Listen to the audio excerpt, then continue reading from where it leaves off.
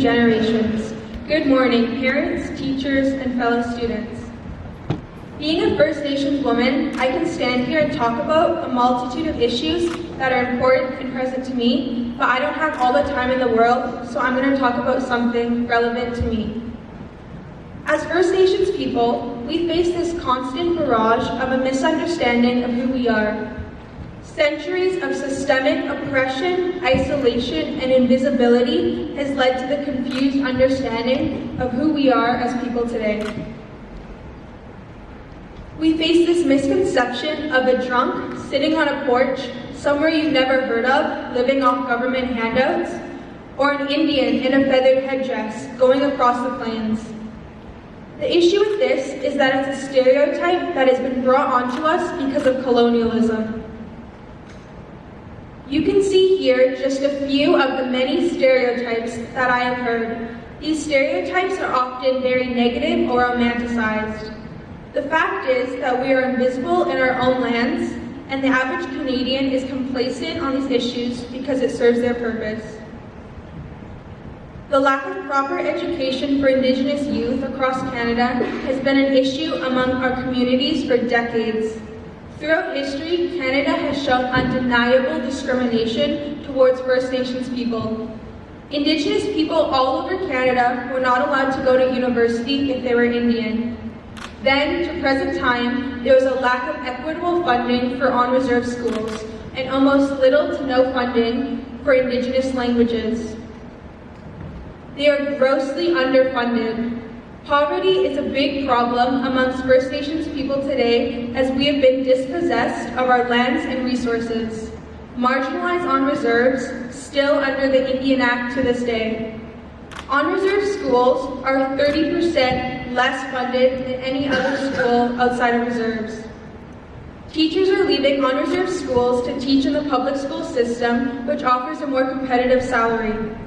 Many of these schools are unable to recruit qualified teachers in such remote communities. The inadequate training of the teachers is holding back the children's learning. Unfortunately, many of these youth, particularly those who are growing up on reservations, don't have access to standard educational opportunities. There is a severe disparity between Indigenous youth and non-Indigenous youth in Canada. Today, First Nations leaders are dedicated to working towards the improvement for the quality of life for Indigenous youth with language and culture revitalization. What I don't understand is why this gap still exists. Why? Why do we get less? These inequalities are such a buildup of the historical and familiar factors. Canada has one of the best educational systems in the world, yet First Nations students are set to return in September to an underfunded and under-equipped education system. The Indian Act was established in 1876 with the eradication of language and culture through residential schools, which lasted until 1996. To examine residential schools a bit, they were created by the Government of Canada to eradicate the Indigenous culture. The education that the children were receiving was not fair. It was often focused on farming and Christian religion rather than building professional skills or preparing them for success. These students were exposed to mental, physical, and sexual abuse. Many of them died at these schools. The impact of these schools have on generations of our families is significant. They stole our culture and tried to annihilate our language and our entire way of life. The government says the intention was assimilation, but if that were the case, we'd be integrated into every sector of society. It was about cultural genocide, marginalization, and legislative oppression, which is all under systemic racism.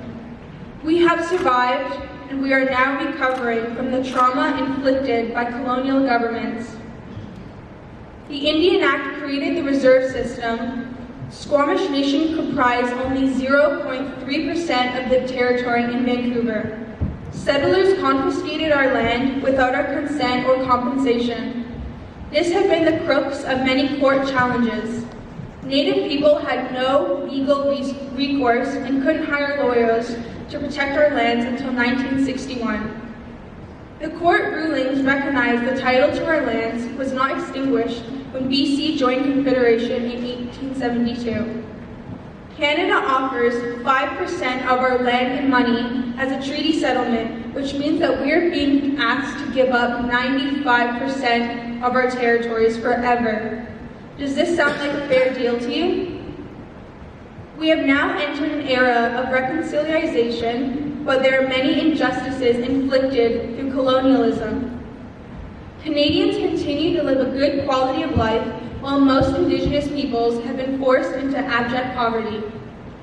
Canada's placed in the top 10 best countries to live in, but First Nations people are placed 64th place in the World Index for the Quality of Life, which means that there is still an imbalance for Natives and non-Natives.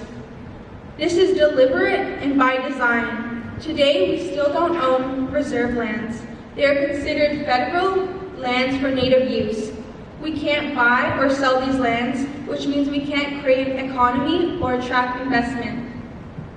I hope this has given you some insight and opened your eyes to some of the struggles that Indigenous peoples face every day. Thank you.